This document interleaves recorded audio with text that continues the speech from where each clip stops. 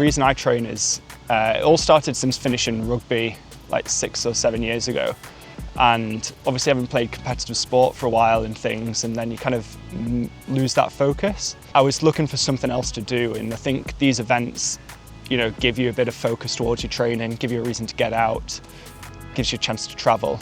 My name's Will. I'm from the northwest of England, but now living in Edinburgh, where I've been for about a year now. And for work, I work as a doctor, doing GP training at the moment, but have an interest in lifestyle medicine and sports medicine there. So that's the kind of ultimate direction of the career. At the moment, I've got, my training is largely targeted towards the Steel Marathon in Scotland. So that's mountain marathon up towards Ben Nevis, towards Fort William. So that's in September.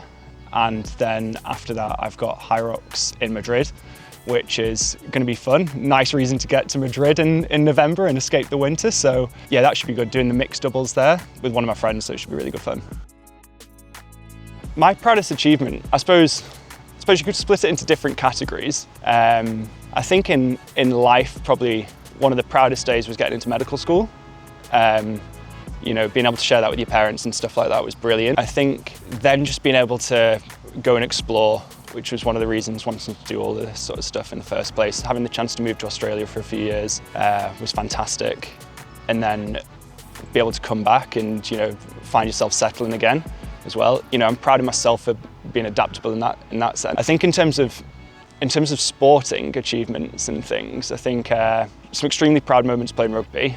I think, you know, winning some competitions with your mates and things like that, there's nothing that really beats that feeling. When I'm looking at proud achievements for running and gym and stuff, the first marathon I completed was the Gold Coast Marathon, and I cramped about 5k from the end and just saw the clock, kind of like, if I need to hit this pace to get, you know, roughly in a time that I wanted to go 3:45, then ended up thinking, right, that's off the cards, let's make sure you do sub 4. And I think crossing the line there, I just about wanted to break down into tears with the kind of sheer delight that I'd achieved that. So I think, and then from there, it's a stepping stone to kind of like drive you on to do some of the other bits after that as well. Adventure factors into training in two ways really. One, into training, and then two, into being able to actually explore and go and do some cool events in cool places. Like I think for me, in Edinburgh, you know, you get a mini adventure going up Arthur's Seat when you get in the hills in. You know, it's on our doorstep. We've got 200 odd meters of elevation that you can just kind of charge up and down, which is good fun. It also, you know, in terms of events, I see events as a chance to explore and travel. I was lucky enough when I was in Australia to do the Great Ocean Road Ultra. So, you know, for me, the road was closed, you get it to yourself. It was fantastic to have that opportunity, and then up to Cozzy, into the Snowy Mountains as well, which was a part of Australia I don't think I'd have ordinarily gone to.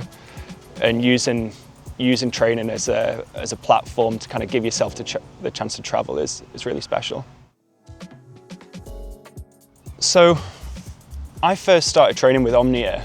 I think I saw Fergus's YouTube channel in kind of like just after COVID, probably back in like 2020, 2021.